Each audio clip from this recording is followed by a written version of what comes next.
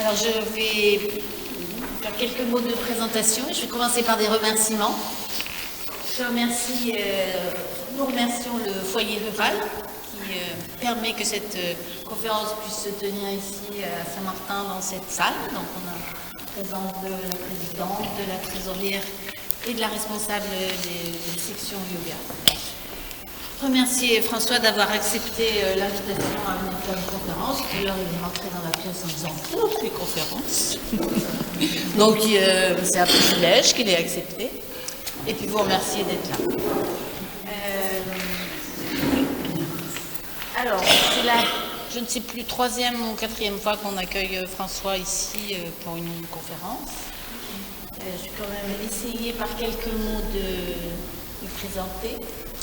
Donc, il a consacré sa vie au yoga, à la formation de professeurs de yoga. Il y en a pas mal dans la salle qui sont professeurs et qui ont suivi les formations avec François.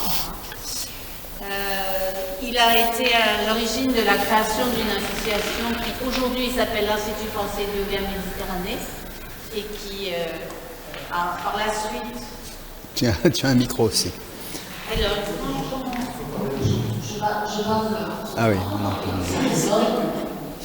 Oui, alors, il était à l'origine de la création d'une association qui aujourd'hui s'appelle l'Institut français de yoga Méditerranée, qui a fait ses 40 ans l'année dernière.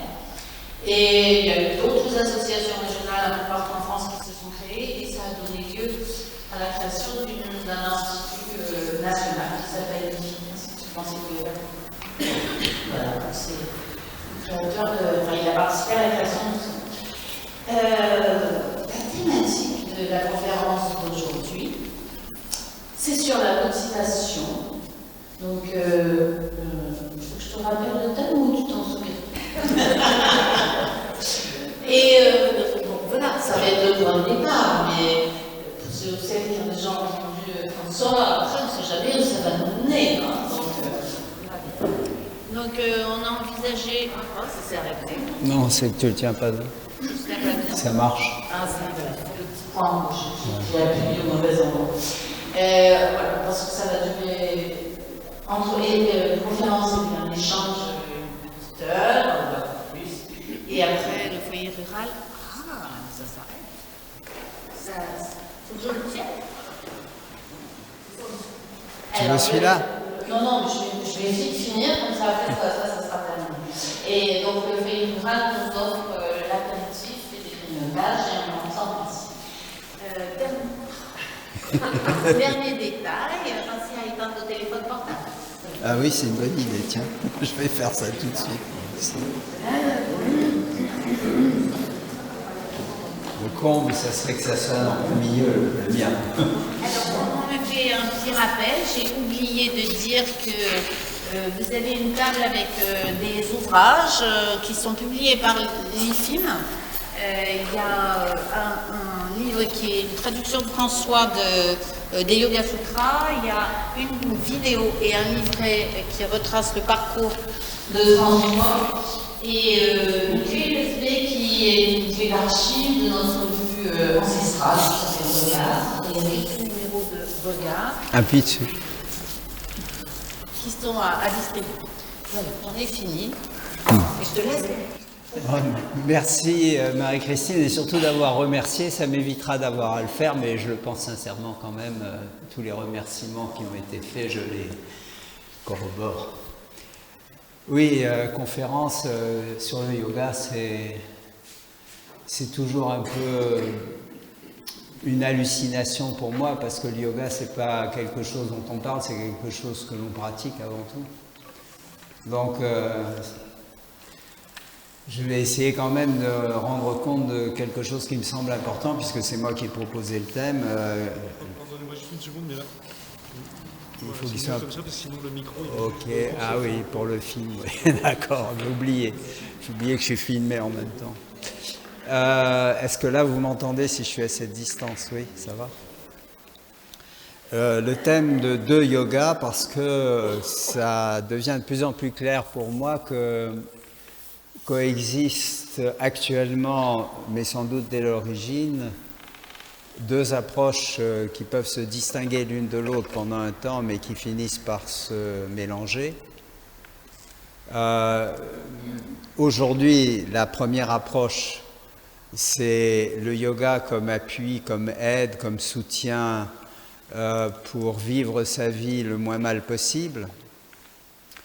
Et l'autre approche qui était à l'origine, mais qui coexistait à l'origine avec cette première que je viens de définir, c'est l'approche d'une solution finale en quelque sorte, de sortir définitivement de la problématique de la souffrance ou de l'ignorance ou de l'emprisonnement, puisque ces trois termes signifient un peu la même chose.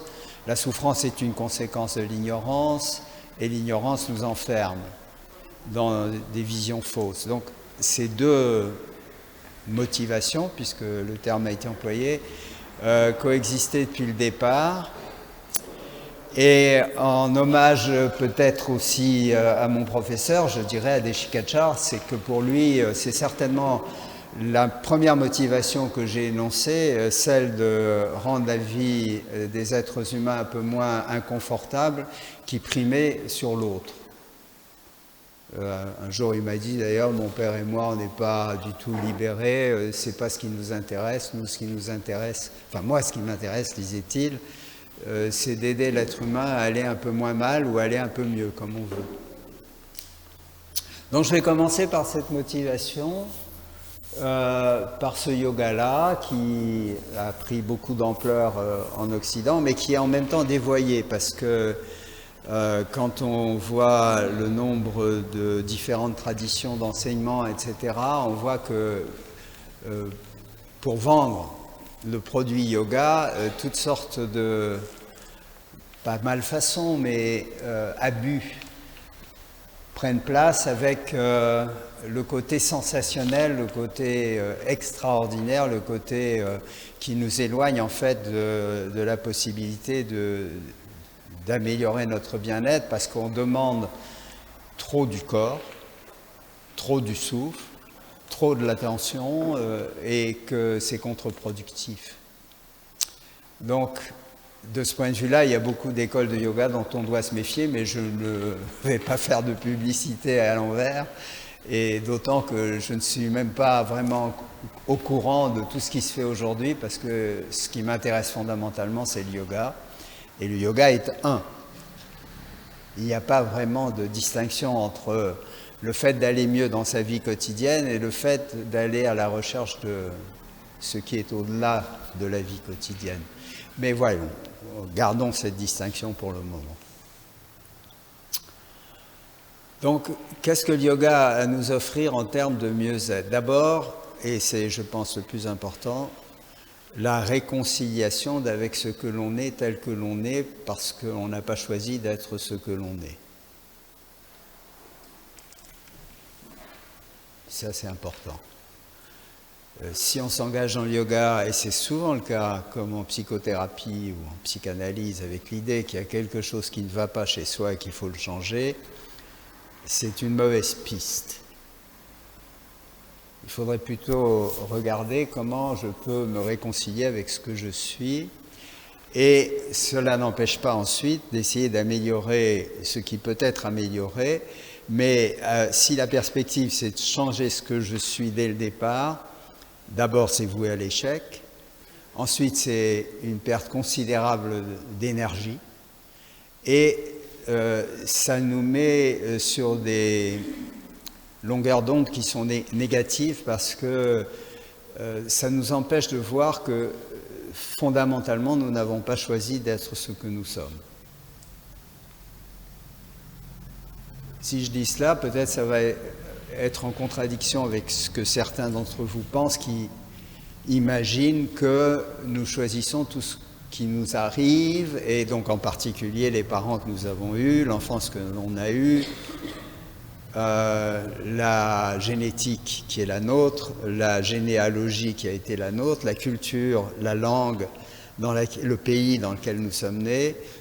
ça ferait beaucoup d'hypothèses que j'aurais tendance à remettre en question personnellement parce qu'elles ne me paraissent pas crédibles du tout ni rationnelles. Et que la rationalité ne va pas à l'encontre du yoga, bien au contraire. Je pense que fondamentalement, si on regarde, nous arrivons d'une manière tout à fait inattendue dans un monde qui lui aussi est inattendu, parce qu'il pourrait ne rien exister du tout, mais il existe un monde, et dans ce monde, j'apparais. Nous apparaissons. J'apparais comme une énergie et une conscience qui ne s'est pas encore qualifiée comme étant moi. Et je suis le spectateur parfois émerveillé, parfois épouvanté par ce qui se passe, parce que le petit enfant, c'est pas tout rose, ce qui lui arrive, ne serait-ce que le processus de la naissance, mais au fur et à mesure que le temps passe, s'installe une forme de recul et aussi une forme de séparation. Je deviens moi. Et devenant moi, je commence à séparer ce que je suis de ce que je ne suis pas. Dans ce processus, il y a la perte d'une forme d'innocence, d'une forme édénique de conscience, une forme paradisiaque de conscience, où il n'y a pas de séparation. Donc ce qui arrive, arrive. Si je pleure, je pleure. Si je crie, mais l'instant d'après, je ris. Et il n'y a pas d'enregistrement et d'explication, ni même de demande, de questionnement sur pourquoi c'est arrivé que j'avais faim et que personne ne m'a donné à manger, ou que j'avais soif et que personne ne m'a donné à boire, ou que je m'étais trempé et que personne ne venait me changer mes couches.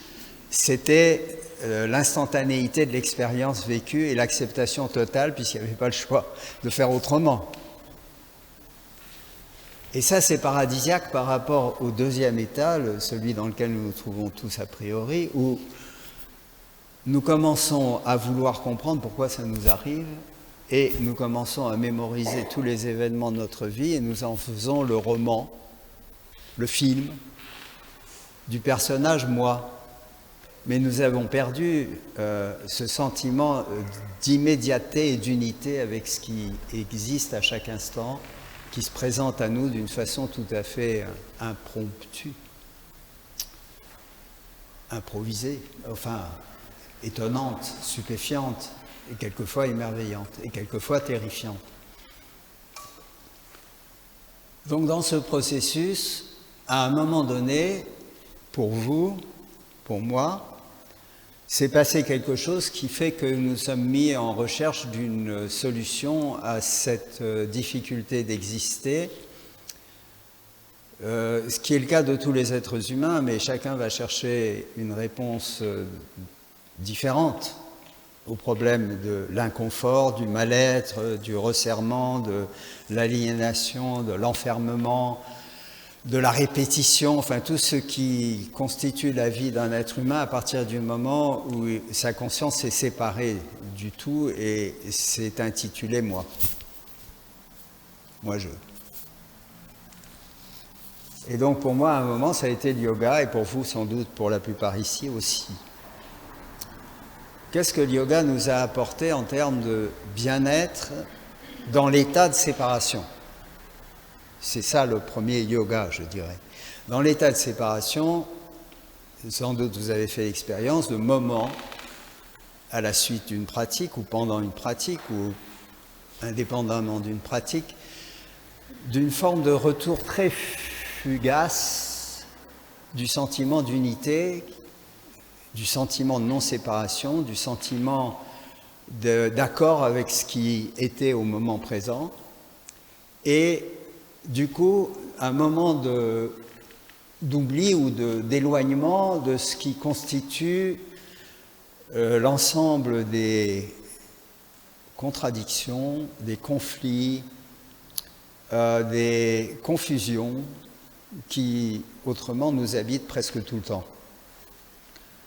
la contradiction, par exemple, entre le besoin de solitude et le besoin de relation, la contradiction entre le besoin de loisir et le besoin de travailler. Enfin, il y a tout un ensemble de contradictions qui gèrent nos vies, dans lesquelles nous nous sommes laissés enfermer et qui provoquent toutes sortes de difficultés et de conflits que je n'irai pas dans le détail parce que vous le connaissez autant que moi, sinon que peut-être même mieux que moi, je ne sais pas.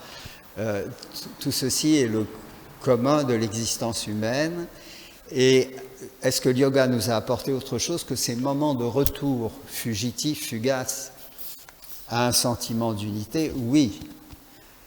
Si on pratique régulièrement, et quand je dis régulièrement, je ne veux pas dire une fois par semaine, je veux dire quotidiennement, ou quasiment, il y a quelque chose qui se transforme dans le sens de ce que le yoga propose, qui est l'idée de sthiti en sanskrit, de stabilité. Il y a quelque chose qui se stabilise à l'intérieur.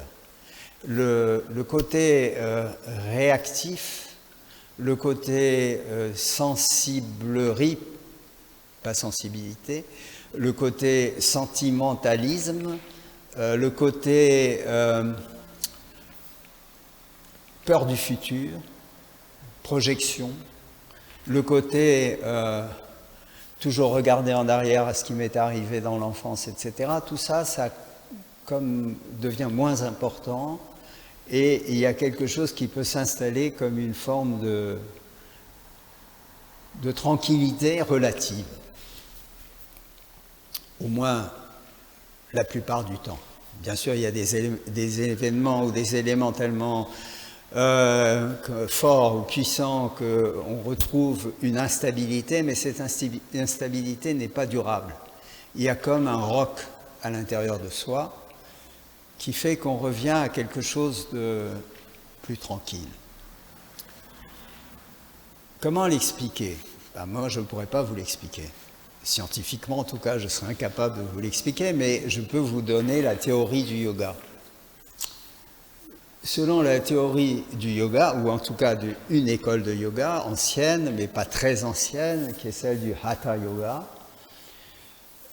l'être humain est constitué intérieurement d'un couple, l'énergie d'un côté, l'énergie vitale, le prana, et d'un autre côté, son activité conceptuelle, mentale, qu'on appelle manas ou chitta, suivant l'école de yoga. Et ces deux vont de pair, dans le sens où là où va prana, va manas, qui est la pensée, mais qui est aussi l'attention donnée à la pensée. Et là où va manas, la pensée, l'attention, va aussi prana, l'énergie. Donc si on regarde sur le plan pratique, qu'est-ce qu'on fait dans un travail postural? On peut imaginer que c'est un travail articulaire, musculaire, respiratoire. Non. C'est l'apprentissage, au début inconscient, de la relation, l'apprentissage, ou plutôt la prise de conscience de la relation entre où circule l'énergie et où va la pensée quand il s'agit de soi, de cette entité, de cet organisme, de cette structure que je sais être. Donc quand je fais une posture, la posture est conçue de telle façon d'amener l'attention dans une zone plutôt que dans une autre, et sans que j'en sois conscient, le fait de donner son attention à cette partie du corps parce que la posture invite à en devenir conscient, va amener l'énergie dans cette zone. On ne fait pas une posture dans une pratique de yoga. On fait un cumul d'un certain nombre de pratiques qui doivent être agencées avec intelligence pour respecter les limites du corps, mais cela veut dire qu'à la fin d'une trajectoire d'une pratique de yoga, on a visité beaucoup plus de parties du corps qu'on le ferait dans la vie quotidienne, même si on fait du sport ou même si on est un artiste ou on joue d'un instrument, etc. C'est toujours limité à une certaine fonction, tandis que l'apprentissage des postures de yoga est de telle sorte que on va explorer toutes les dimensions du corps à travers les postures, et donc l'énergie va circuler dans toutes les parties du corps, même si on n'en est pas conscient. Et il y a un lien entre la circulation de l'énergie et l'état qu'on appelle enfin en sanskrit c'est pas le mot utilisé, le mot santé, mais en tout cas le contraire de ce qui est considéré comme le premier obstacle dans le yoga, vyadi, le malaise, être mal à l'aise, être dans une situation de mal-être, ou aussi on dit quelquefois, on traduit ce mot par maladie. La maladie, c'est une stagnation de l'énergie qui va affecter un ou plusieurs organes et qui va empêcher ces organes à la longue de fonctionner correctement, et ça va aller de mal en pis et ça va finir par être une maladie chronique de la pire espèce ou d'une espèce moins pire, mais peu importe. C'est le résultat de ce déficit de circulation d'énergie dans le corps. Donc, même si on n'en est pas conscient, une pratique, sinon quotidienne, du moins régulière du yoga, de postural, je parle là de posture et de respiration. La respiration, j'y viendrai un petit peu après. Ça va redonner de la mobilité à l'énergie dans le corps et donc refaire fonctionner des organes qui sont devenus paresseux ou encombrés, encrassés. Et en ce sens, nous vivons mieux. Après, on peut se poser la question à quoi ça sert d'être en bonne santé. De toute façon, la tombe nous attend, ou sinon la crémation, c'est au choix. Mais aussi en bonne santé soit-on, chacun d'entre nous, à moins d'être aveugle et sourd et muet, c'est que la fin nous attend. Donc on peut se poser la question à quoi sert la bonne santé et pourquoi a-t-on développé dans le yoga, si c'est l'objectif de rechercher la cessation de l'ignorance et de la souffrance, pourquoi a-t-on développé des moyens pour être en bonne santé? J'y viendrai quand je développerai la seconde partie, c'est-à-dire l'approche fondamentale, la recherche de la libération, comme on dit en Inde, moksha. Mais pour l'instant, l'objectif étant le yoga nous apporte-t-il quelque chose dans la vie quotidienne? La réponse est oui, déjà à ce niveau-là. L'autre point important, c'est la respiration. Alors vous êtes, si vous pratiquez avec Marie-France ou avec Marie-Christine ou d'autres enseignants de cette tradition, vous pratiquez les postures avec la respiration, et c'est très important. Parce que la respiration est le deuxième facteur fondamental de purification du sang. Parce que l'ultime médecin de toute maladie, c'est le sang. C'est le sang qui véhicule les poisons et les remèdes. Et si le sang n'est pas, je vais dire de qualité pour ne pas dire de sang pur, parce que là ça donne d'autres connotations, même si l'énergie, quelle qu'elle soit, électromagnétique ou autre, qu'on appelle prana, circule bien dans le corps, le sang ne va pas nourrir le corps avec tous les éléments dont il a besoin pour être en bonne santé. Donc la respiration est un facteur fondamental. L'élimination par l'expiration des impuretés, l'acide lactique, le gaz carbonique, etc., et l'apport d'oxygène sont fondamentaux pour rester en bonne santé. Donc la combinaison de la posture, de la respiration, l'une avec l'autre, la posture avec la respiration avec la posture, sont des facteurs fondamentaux. Et puis, il y a, et ça prend un peu plus de temps peut-être à le réaliser, le fait que la pratique du yoga en tant que pratique posturale et respiratoire, insensiblement nous mène vers l'état méditatif. Le début de l'état méditatif, c'est cesser d'être inattentif. C'est cesser d'être dans un état de dispersion.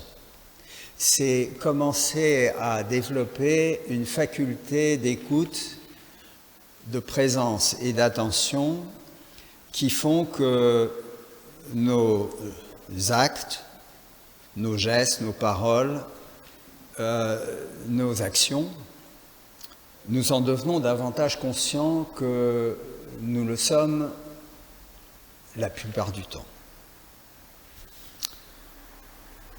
Cet apprentissage prend du temps parce que même si vous avez la chance, peut-être, d'avoir un enseignant de yoga qui vous fait prendre un temps de soi-disant méditation, c'est-à-dire d'assise avec ou sans support à la fin d'un cours, c'est pas à ce moment-là que cette qualité d'attention se développe le plus. La plupart du temps, c'est plutôt l'occasion de côtoyer le sommeil, en luttant pour ne pas s'endormir. Par contre, si vous êtes réellement à l'écoute de ce que votre enseignant vous dit sur la manière de vous positionner pour agir dans une posture, sur la manière de coordonner votre souffle avec le geste, sur la manière de tenir plus compte de votre respiration que de la perfection de l'exécution de la posture, telle qu'on peut le voir dans les photos, si vous regardez, vous avez tort, des livres sur les postures de yoga, ou telle que vous pouvez le voir si votre professeur, il a tort, vous montre les postures. On ne devrait pas voir une seule posture de sa vie, on devrait uniquement la sentir à partir d'une guidance, parce que la posture appartient à chacun. Elle n'est pas un modèle extérieur qu'il s'agit d'imiter. Donc si vous n'avez pas tous ces obstacles dans votre chemin, mais que vous essayez d'exécuter le plus correctement possible la guidance que fait votre professeur de cette technologie de l'asana, vous allez développer une qualité d'attention qui est fondamentale parce qu'elle n'est pas mentale, elle est corporelle. Vous développez un sens kinesthésique de plus en plus pointu. Et ça va vous amener à prendre le bus autrement, à parler à votre supérieur dans votre bureau autrement, parce que vous allez vous sentir différent dans votre corps. Votre attention va être beaucoup plus présente dans votre corps, et c'est votre corps qui vous dit que votre acte est juste ou faux, qui vous dit que votre parole est juste ou fausse, qui vous dit que votre pensée est juste ou fausse. Le corps, lui, il ne ment jamais. La gêne que vous éprouvez, c'est pas dans le cerveau. La gêne, elle s'éprouve au niveau des terminaisons nerveuses, donc dans le corps. La gêne que vous éprouvez quand vous savez que vous dites quelque chose qui n'est pas juste, ou quand vous posez un acte, vous sentez qu'il n'est pas juste non plus, c'est à ce moment-là que ça se sent. Donc l'attention se développe et par le travail postural, mais et surtout dans et par le travail respiratoire. Et là, c'est la partie où probablement peu d'entre vous se sont lancés, parce que pour vraiment l'approfondir, il faut une pratique quotidienne, régulière, du pranayama, donc de cette technique de yoga qui consiste à devenir de plus en plus finement attentif au souffle, qui lui-même devient de plus en plus subtil, et qui fait que, sans avoir à se dire « je suis en train de méditer », on est dans un état de méditation parce qu'on perçoit, au moment même où ça émerge fugitivement à l'intérieur du champ de conscience, un sentiment, une pensée, une émotion, une sensation, une perception, on l'aperçoit, on la ressent, cette perception, cette pensée, etc., instantanément parce que justement le champ de l'attention s'est affiné, il ne s'est pas réduit. Le pranayama, c'est pas essayer de donner toute son attention à une chose qui est le souffle, c'est d'être attentif au souffle, mais en même temps d'être attentif au reste. Le reste, évidemment, c'est d'abord le corps. Le corps, il est l'intermédiaire entre soi et le reste du monde, mais on devient conscient des moindres sons dans la pièce, on devient conscient des odeurs, on devient conscient de tout ce qui nous entoure, pas seulement de ce qui se passe à l'intérieur du corps, en tant que sensation, par exemple. Donc ce double apprentissage, asana et pranayama, va développer la capacité à être attentif et à être présent, et ceci, au cours du temps, va s'élargir dans le quotidien. Si vous voulez, sur le tapis, c'est un champ d'expérimentation limité, mais ces influences vont s'élargir. Alors, je me souviens, par exemple, que à l'époque où, assez follement, je pratiquais 3 heures le matin et 3 heures en fin de journée, parce que j'étais à Madras, j'avais rien d'autre à foutre et je m'ennuyais pas mal quand même, il faut dire, après avoir fait un tour dans le magnifique environnement de la Société théosophique, avoir épuisé les ressources de se préparer à manger pour passer le temps, il arrivait un moment où l'ennui me rattrapait, donc je me disais, tiens, je vais faire une pratique. Et comme là, il n'y avait pas d'obligation de temps, ça pouvait durer 3 heures. Mais à la fin de ces 3 heures, j'étais dans un tel état de hypersensibilité que le moindre bruit me mettait sur les nerfs. C'est que là, c'était un excès. Donc, il y a à respecter les possibilités qui sont celles que l'on a dans le quotidien pour que cette sensibilité se développe, mais elle ne devienne pas source sinon de morbidité, du moins d'exaspération et de souffrance. Si vous finissez une pratique de yoga et qu'il y a le téléphone qui sonne et que vous sautez en l'air et que vous dites « Oh mon Dieu », c'est que vous avez perdu ce sens de la stabilité, le sthiti dont on parle, dont j'ai parlé au début, qui est fondamental.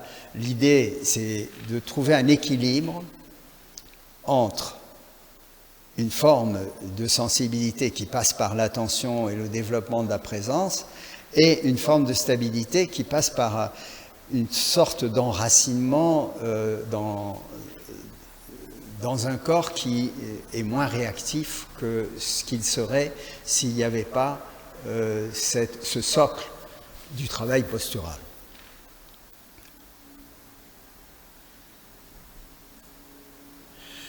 Et puis, et peut-être pour en finir avec cette première partie, il y a aussi le fait que le cumul de l'expérience, je pratique, je me sens bien après la pratique. Et quand je dis bien, je veux dire non seulement en accord avec moi-même, mais en accord avec ce qui m'entoure.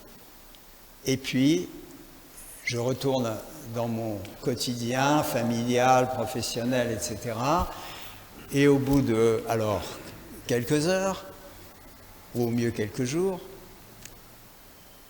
si je ne pratique pas quotidiennement en tout cas, ce bien que j'ai ressenti s'est évanoui. Donc vite, prochain cours de yoga, je suis au rendez-vous. Pour celui qui pratique quotidiennement, c'est je suis au rendez-vous chaque jour à ma pratique du yoga, parce que même si ce processus est moins évident, il est quand même là. Il est là de la même façon que le sommeil profond nous donne un sentiment de bien-être quand on se réveille, même si on a eu des rêves après un sommeil paradoxal un peu agité. On sait qu'on a bien dormi, on sait qu'on est reposé, mais ça dure quelques heures au maximum. Et puis à nouveau, on est énervé, épuisé, fatigué, dans le conflit, etc.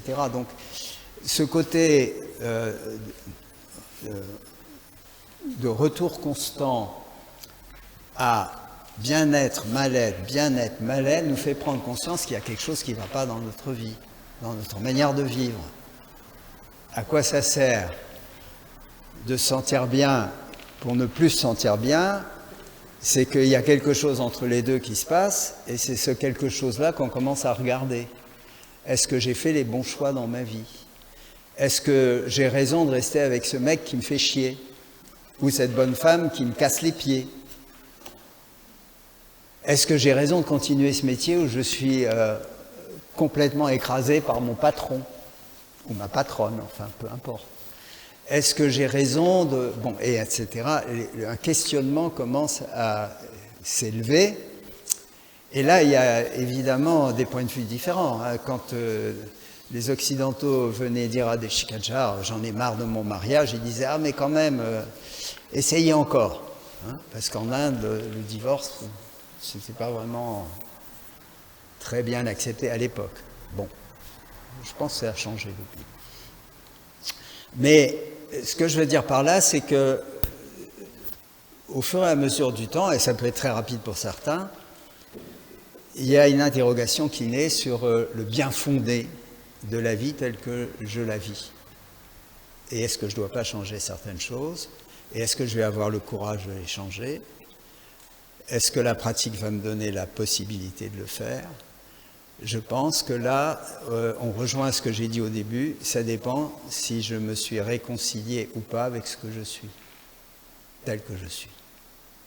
Parce que pour changer, il faut avoir ce minimum de confiance en soi qui consiste à reconnaître que je n'ai pas le choix d'être autrement que je suis et que par conséquent, si ce que je suis aujourd'hui me dit que je dois changer, il faut y aller.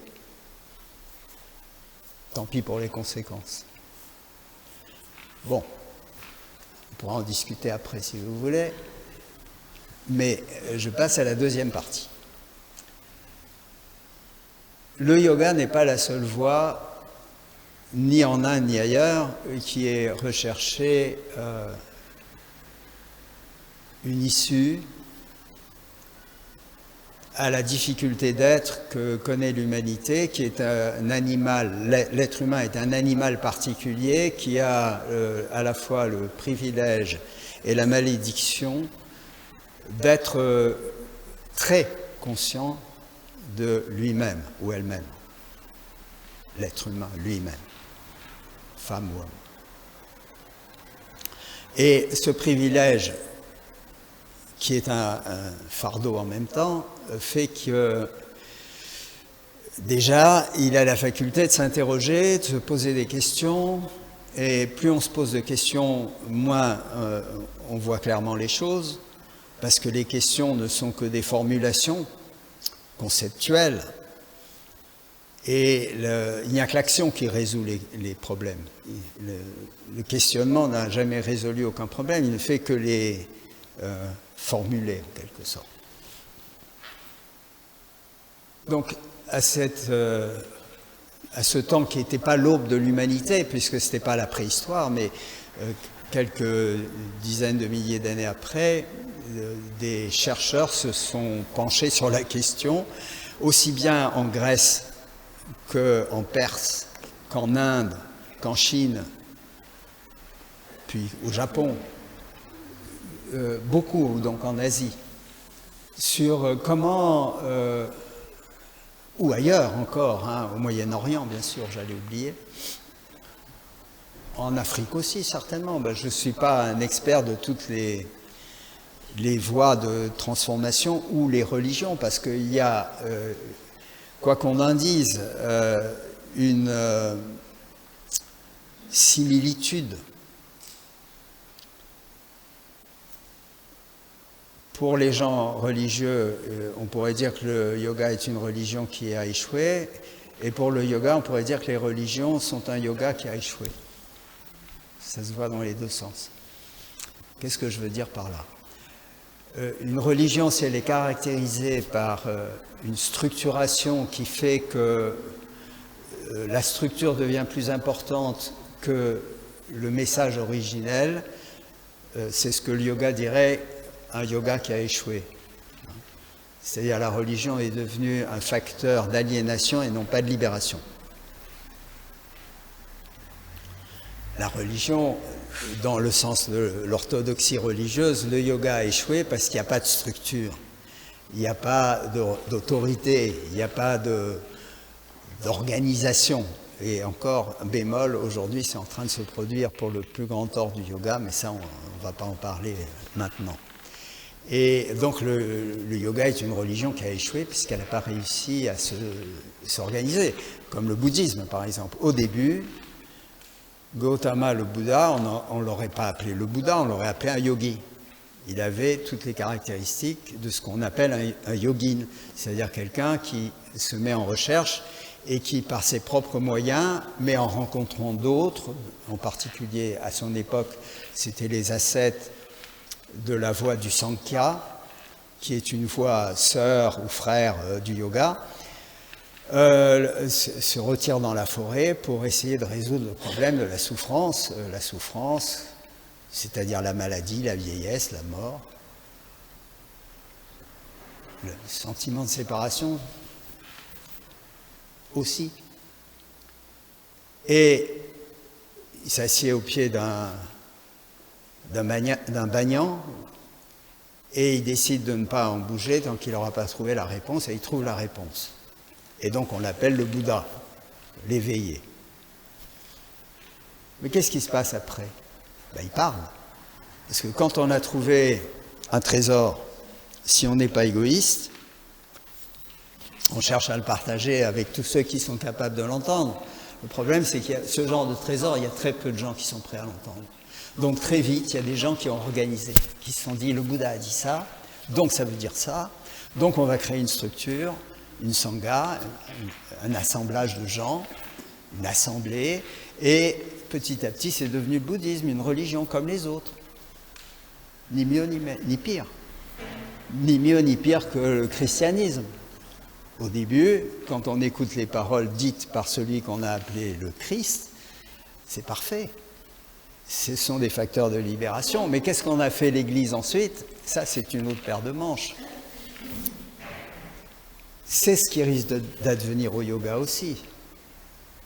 Mais le yoga a été une des voies qui s'est jusqu'ici protégée de la structuration et de l'organisation, mais qui est de ce fait fragilisée par le fait que n'importe quel charlatan ou n'importe quel escroc peut s'approprier du mot yoga et s'en servir à ses propres fins. Ça, c'est l'inconvénient. Comment le yoga parle-t-il de la recherche de libération, puisque c'est le terme employé, moksha? L'autre terme employé, mais ça c'est dans le Yoga Sutra, c'est celui de kaivalya, la solitude. Fondamentalement, le yogi cherche la solitude.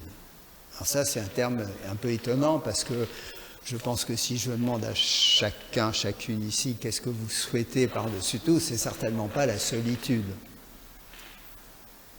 Ce serait plutôt la relation. Et d'ailleurs, le mot yoga signifie liaison, jonction, lien, donc relation. Qu'est-ce que c'est que cette idée de solitude là-dedans?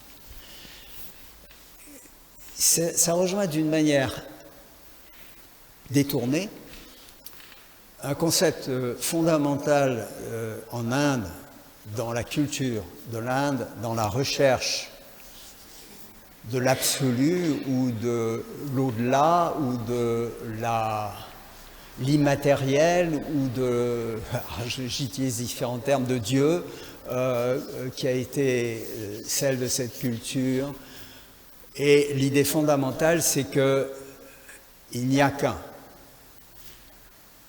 L'apparente diversité, multiplicité n'est qu'une apparence. Et derrière cette apparence, il faut chercher l'un.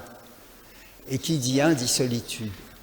Donc, dans le yoga, c'est une manière indirecte de parler de ce que le yoga va aussi désigner comme étant la finalité ultime, c'est de faire disparaître définitivement et complètement le sentiment de séparation pour retrouver un sentiment, non pas d'union, mais d'unité, c'est-à-dire la solution de tous les contraires, de tous les opposés, la résolution de tous les contraires, de tous les opposés, la découverte de ce qui est un.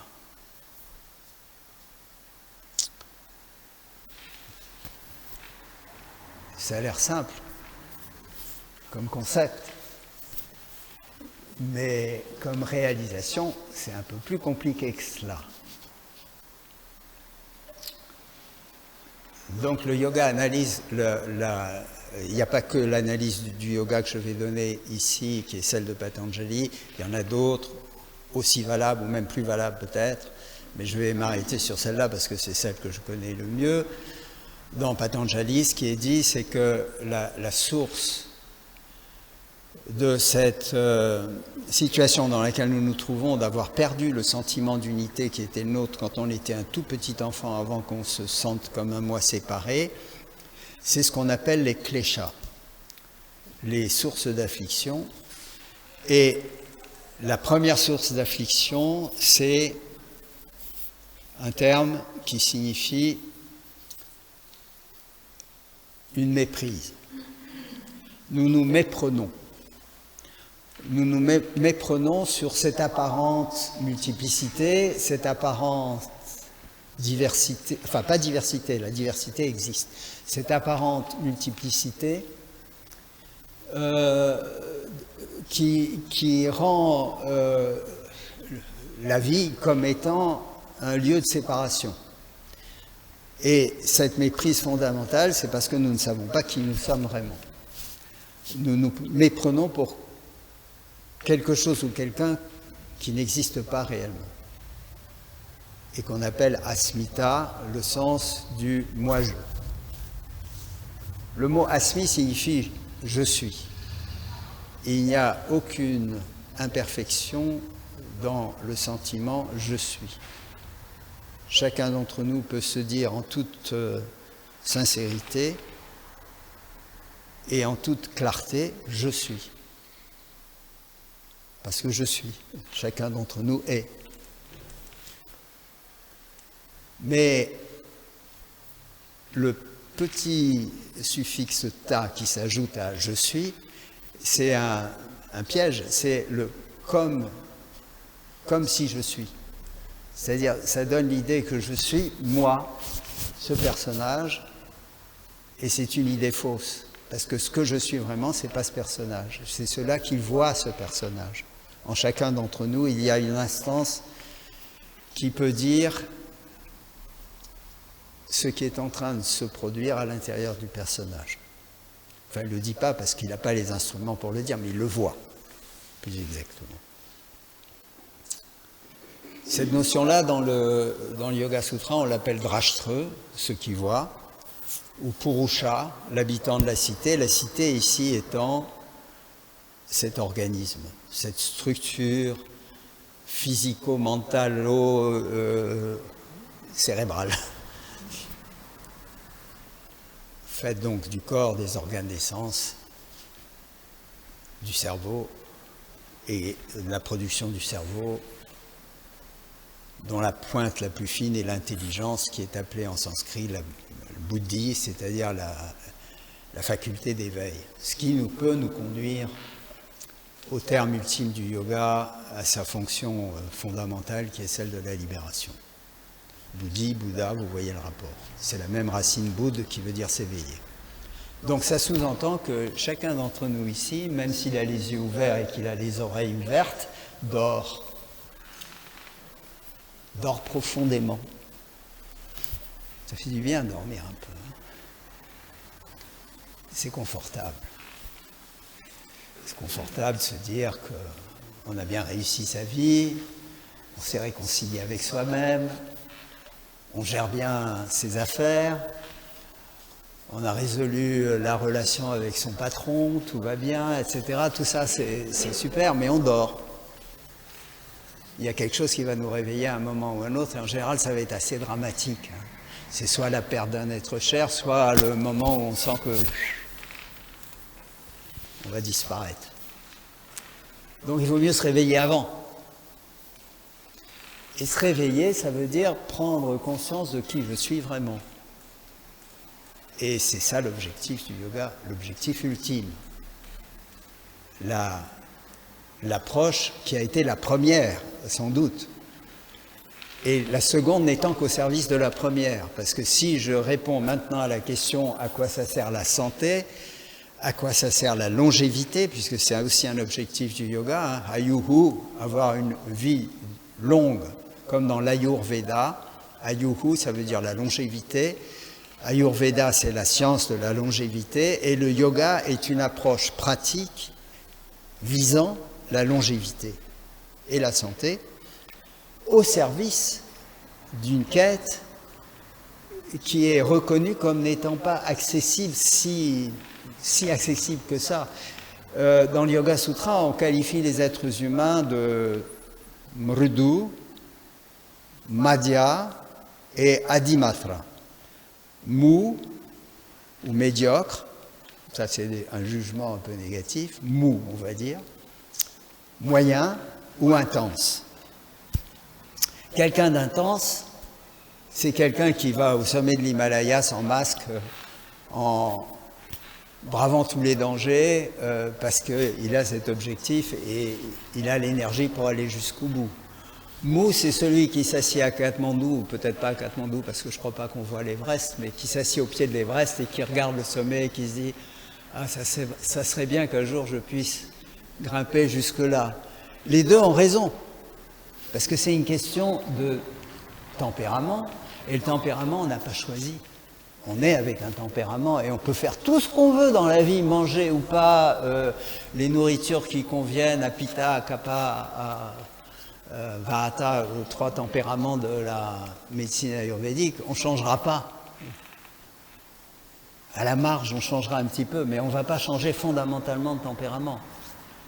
Donc il vaut mieux s'asseoir et contempler l'Everest quand on est un mou, aller à mi-hauteur quand on est un moyen, et puis aller jusqu'au bout quand on est un intense. Et c'est la même chose dans la voie du yoga.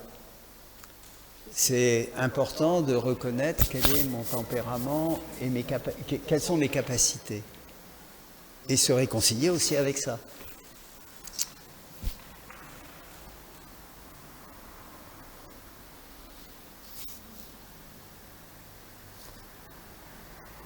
Est-ce que je dois ajouter quelque chose là-dessus ?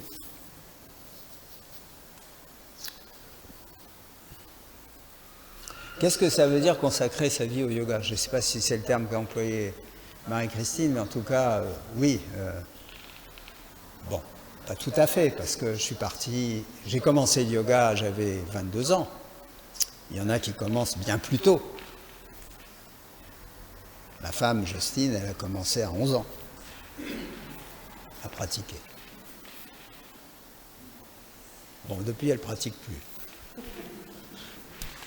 Je ne me révèle rien de secret. Tandis que moi, depuis, j'ai pratiqué quasiment tous les jours de ma vie. Exception faite des voyages en avion. Je ne vais pas commencer à faire des respirations dans les toilettes. Ça gênerait les autres passagers parce qu'en général, il y a la queue. Donc, non. C'est la seule exception. Est-ce que c'est ça, consacrer sa vie au yoga ? Non. Mais qu'est-ce que c'est que chercher à résoudre l'énigme de l'existence et aller jusqu'au bout pour découvrir la nature du mystère qui fait qu'il y a quelque chose plutôt que rien, et devenir de plus en plus conscient que ce que je suis, c'est conscience, et non pas sujet séparé vivant des expériences.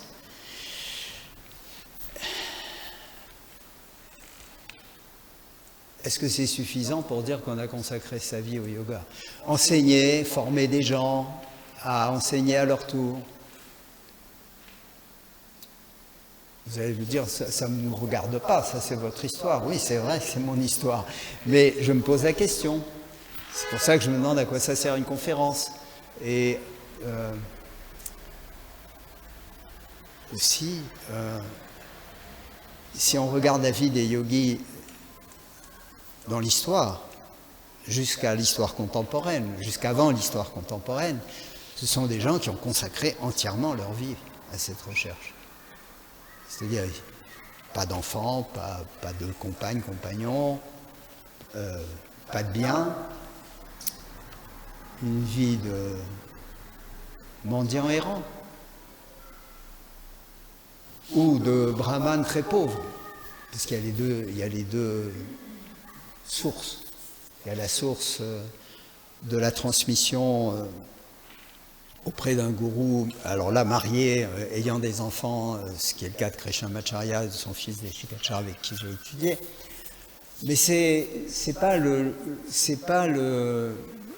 canal principal par lequel le yoga a été transmis. Le canal principal a été transmis par des renonçants, des gens qui ont quitté la société pour vivre de mendicité et qui ont cherché. Parmi eux, il y a beaucoup de charlatans. Hein. Je ne dis pas que tous les renonçants sont des yogis, mais parmi les renonçants, il y a de vrais chercheurs spirituels qui ont consacré leur vie à ça. Donc non, consacrer sa vie au yoga, ce que j'ai fait, moi je ne dirais pas ça comme ça. Et je pense que vous non plus, sans vouloir me projeter. Mais donc, aujourd'hui, si je regarde ce qui se passe, je dirais que parmi vous, il y a certainement des gens qui sincèrement cherchent quelque chose au-delà du bien-être, de la santé, du confort. Sans doute une majorité qui cherche à juste titre du bien-être, de la santé et du confort, parce que c'est tout à fait respectable, et si vous y arrivez, tant mieux. Jusqu'à un point, vous y arriverez, jusqu'à un point, parce que la maladie est inévitable, la mort est inévitable aussi. Il faut bien le voir, ça, mais on peut agrémenter le trajet. Et puis, il y en a de plus en plus qui s'engagent sur la voie d'enseigner le yoga comme une profession. Je n'ai pas été le premier, mais j'ai été coupable de ça, comme l'a été mon professeur et comme l'a été son père. Coupable, je dis bien. Parce que enseigner le yoga, ce n'est pas une profession. Ça le devient. Donc comme ça le devient, ça structure. Comme ça se structure, ça dégénère. Je vais redire, tant pis pour ceux qui l'ont déjà entendu, l'histoire de Dieu, non, c'est pas, pardon, l'histoire du diable et de son ami. J'ai révisé l'histoire. Un jour, le diable se promène avec un ami et en chemin, il voit un homme se pencher, ramasser quelque chose. L'ami dit au diable, qu'est-ce que cet homme a foutrement bien pu ramasser sur le chemin? Le diable sourit et dit, il a trouvé la vérité. L'ami du diable dit, ah, mais c'est très mauvais pour toi, ça. Le diable sourit encore et lui dit, t'en fais pas, je vais l'aider à l'organiser. Donc, dès qu'il y a organisation et structure, il y a danger de paralysie. C'est-à-dire que toute structure est un être vivant comme un être humain, et toute structure est un être vivant séparé. Parce qu'il y a une structure et une autre structure et une autre structure, et que ça soit dans le domaine politique, les partis, ou que ça soit dans le domaine du yoga, les fédérations. Source à nouveau de séparation et de conflit. Eux, c'est pas mal, mais moi, c'est beaucoup mieux. Toujours. Sinon, on n'existerait pas. Et donc, je pense que ça, en germe, il y a quelque chose qui va, comme pour tout le reste, sans doute, puisque nous sommes dans le Kali Yuga, l'ère de la fin des temps et de la destruction, l'ère noire, le dernier coup de dé, selon la culture de l'Inde, on va assister à une dégradation du yoga. Mais ça n'empêche que chacun d'entre nous peut garder vivante la flamme à sa mesure. On peut être un brin de paille et brûler que quelques secondes, ou on peut être une solide bûche de chêne et de réchauffer autour de soi les gens pendant plusieurs années, peu importe. Ce qui est important, c'est de ne pas perdre cette petite flamme. Donc si cette flamme vit déjà en vous, prenez-en soin. C'est un peu comme ça que j'ai envie de conclure. Je ne sais pas combien de temps j'ai parlé. Je dois avoir une monte dans l'estomac. Donc c'est le temps maintenant pour un partage, un échange, et je crois que soit vous venez prendre le micro, soit quelqu'un vous le donne, ou soit vous parlez sans micro. Si tant est que vous avez des questions. Après ce... Comment ? Ah, c'est gentil. Alors, tu sais qu'il faut l'appuyer, même qu'en parlant, je pense que si on ne le garde pas appuyé, il s'éteint. Voilà, bon, ben, vous pouvez y aller, dire les questions les plus stupides sont les meilleures.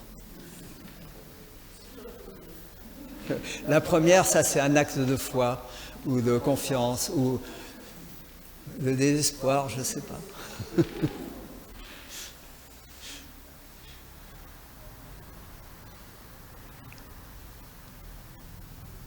Ne me dites pas que je vous ai cloué le bec.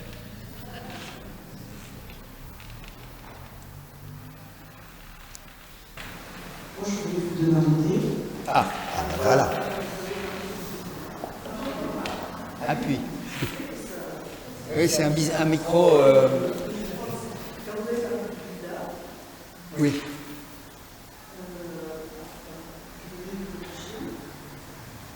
Vous avez dit, il a cherché, et il a trouvé.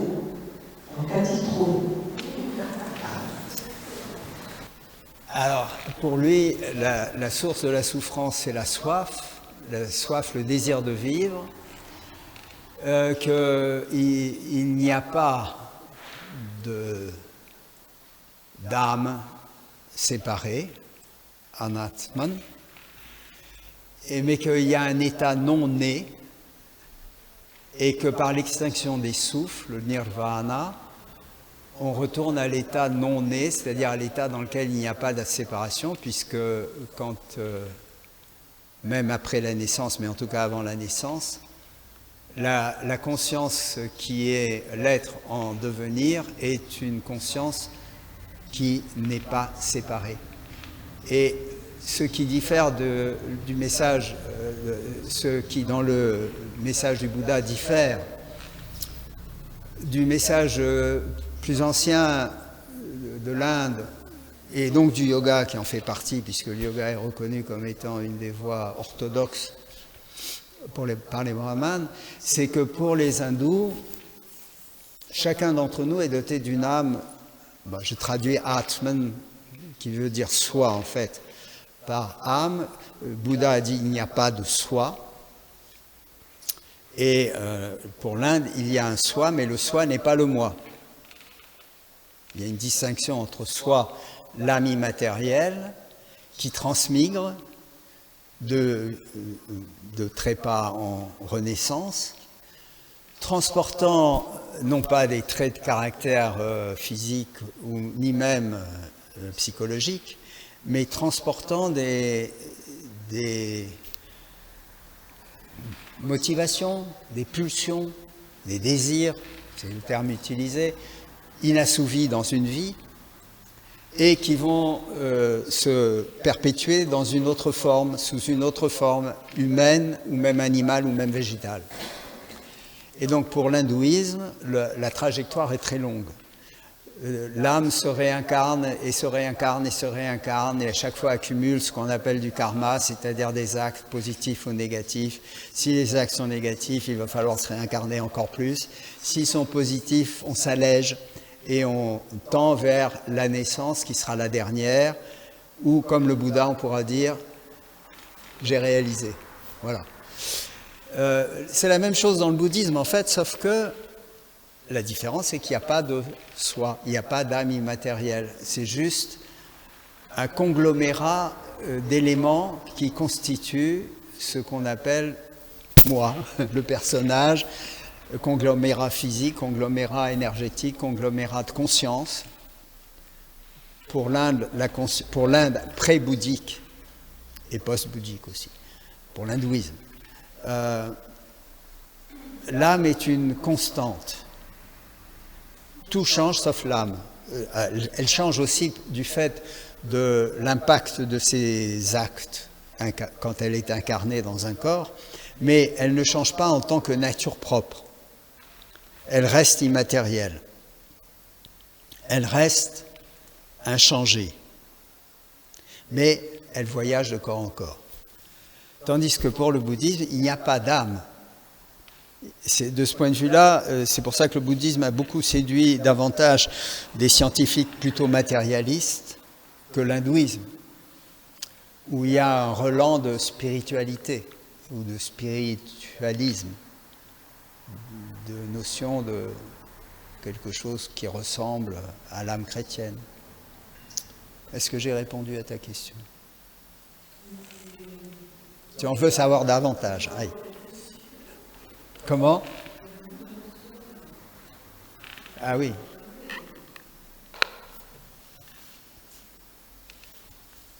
Alors, est-ce qu'il y a une autre question?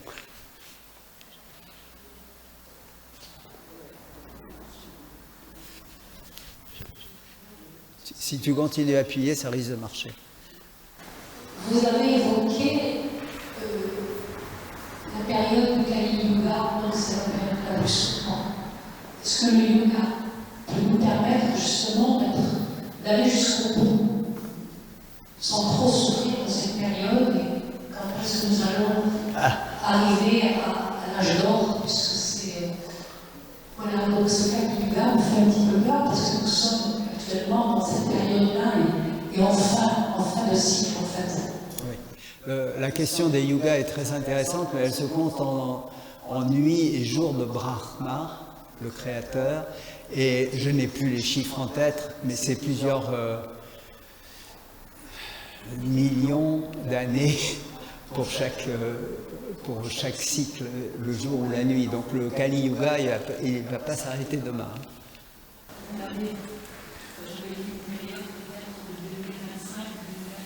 Non, ça c'est pas la notion de Kali Yuga.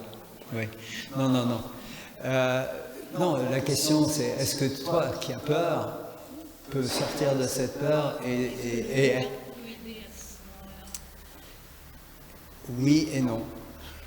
Ça dépend de si tu es molle, médiocre ou intense.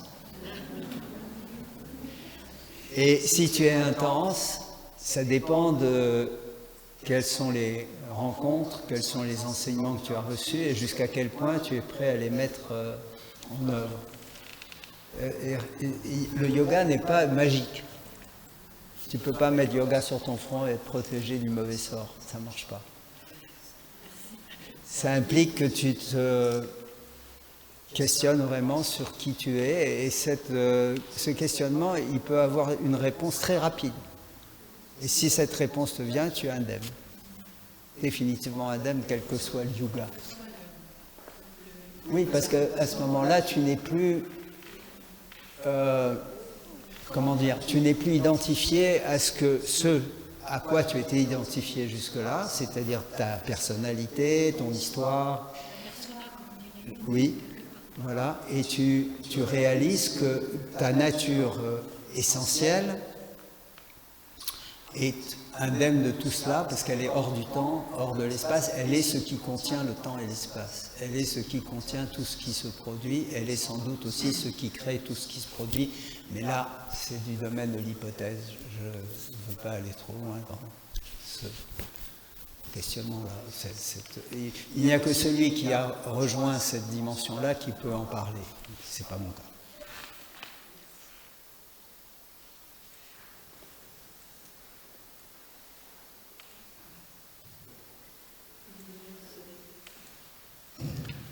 S'il n'y a pas d'autres questions, on peut s'arrêter là. Prends le micro, c'est mieux pour tout le monde. Oui. Ah, ça marche.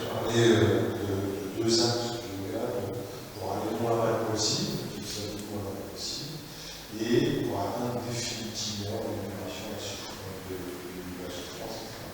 Et en fait, est-ce que le fait de vivre sa vie le moins mal possible n'amène pas à désirer de moins en moins ardemment aller vers la libération? C'est effectivement un risque. Si tout va bien, il y a peu de raisons de vouloir sortir de la prison.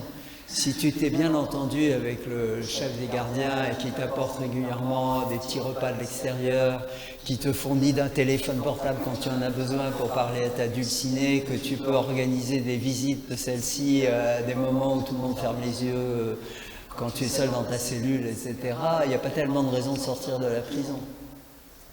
Effectivement. Donc, mais voilà, ces deux axes sont normalement joints dans la démarche originelle du yoga. Aujourd'hui, ils ont tendance à se séparer. Ceux qui auront vécu jusqu'au bout dans l'illusion du confort mourront dans l'illusion du confort. Est-ce qu'il y a une vie après la vie? On n'en sait rien.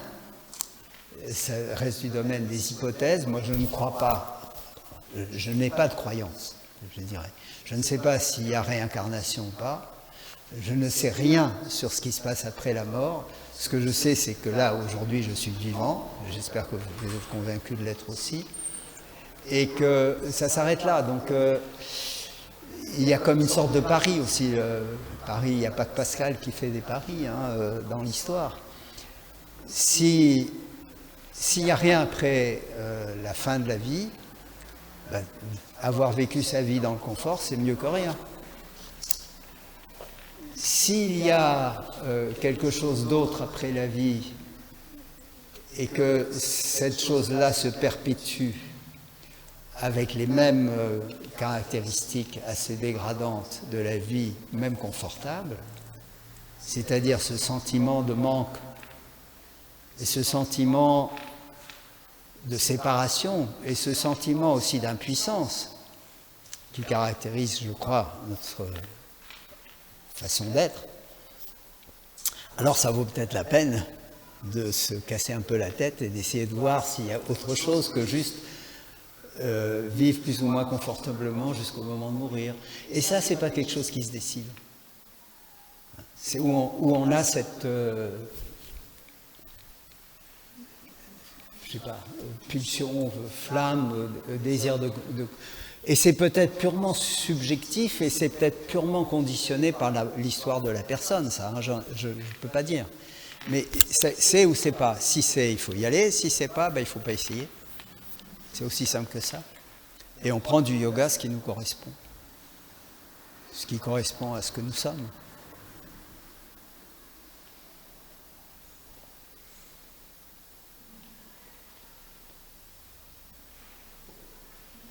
C'est pas la statue de la victoire, c'est une proposition de...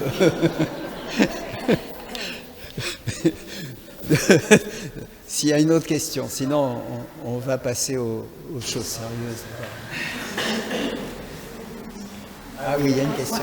Je voulais juste demander, en fait, si vous atteindre SADH pour être intéressé par le yoga, dans la pièce de nos jeunes actuellement, avec tout ce qu'on a autour de nous, sont intéressés par le yoga et la télévision.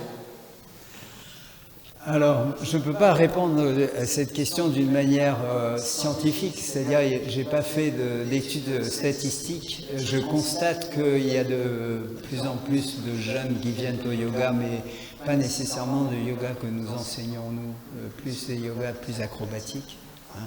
Il y a des grandes réunions en Allemagne, en France, partout, avec des dizaines de milliers de pratiquants dans des lieux comme sous la Tour Eiffel, et avec une majorité de jeunes pour faire des postures très acrobatiques. Voilà. Est-ce qu'on doit appeler ça yoga? Je ne sais pas. On peut, mais c'est pas le yoga dont j'ai parlé là, en tout cas. Tout à fait. C'est pour ça que j'attendais de poser des questions. Non, mais ça peut être... Alors là aussi, j'ai lu il y a quelques années une série d'articles dans le New York Times où il y avait des témoignages de professeurs de yoga. Je ne citerai pas leurs écoles, mais voilà, c'était en particulier 2 écoles de yoga qui témoignaient de toutes les blessures qui s'étaient infligées en pratiquant. Donc c'est pas nouveau et à un moment donné, ils en ont pris conscience. Donc plus on est excessif, plus il y a une chance qu'on prenne conscience de quelque chose et que là, c'est comme Saint Paul sur le chemin, là, je ne sais plus où il allait, d'un seul coup, il y a volte-face, il y a retournement. Pratyak Chetana, le retournement de la conscience dont on parle dans le Yoga Sutra. C'est-à-dire, on peut avoir donné toute sa vie pour devenir président de la République, être président de la République, et puis à un moment, pof, il y a quelque chose qui se passe, volte-face. On laisse tout tomber. C'est pas encore arrivé, mais on ne sait jamais.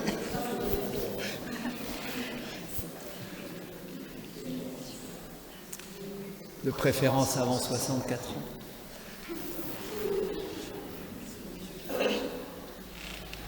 Bon, ben, je vous remercie beaucoup en tout cas. Ah, il y en a, ça y est, les questions arrivent. Vous avez commencé pourquoi l'organisation, elle a des choses organisées, et aussi de professionnaliser le métier d'enseignant.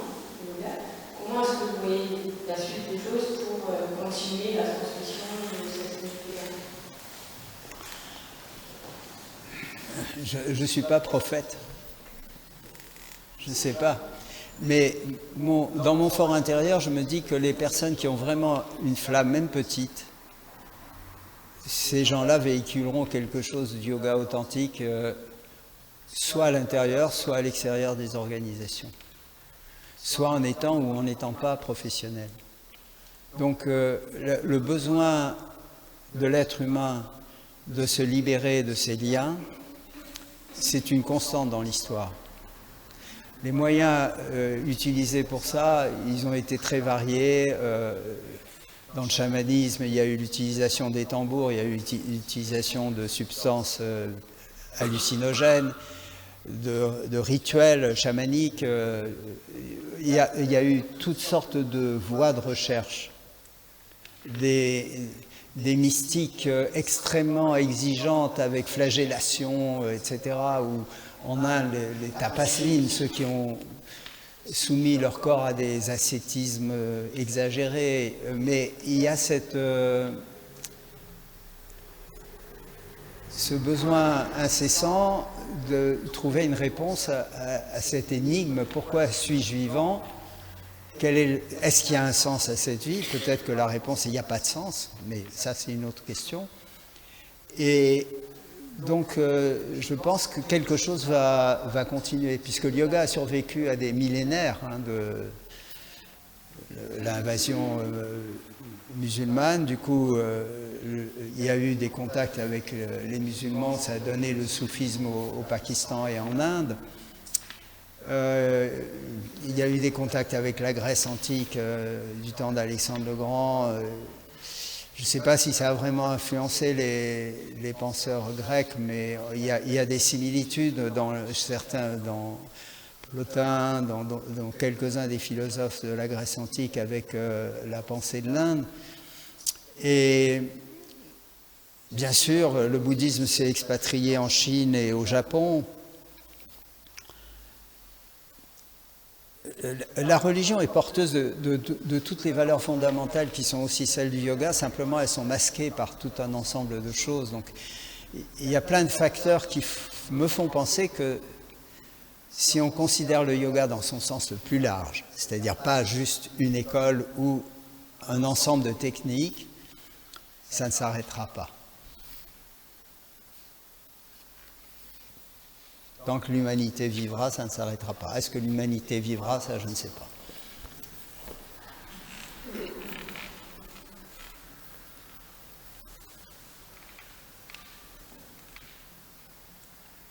Ok, on s'arrête là. S'il n'y a pas d'autres questions, on va peut-être s'en tenir là. Merci à François. Geneviève, c'est un plaisir de vous accueillir au fond de librairie. Et puis, il y aura donc de quoi boire, merci à tous. Bravo à vous de m'avoir supporté pendant ce temps.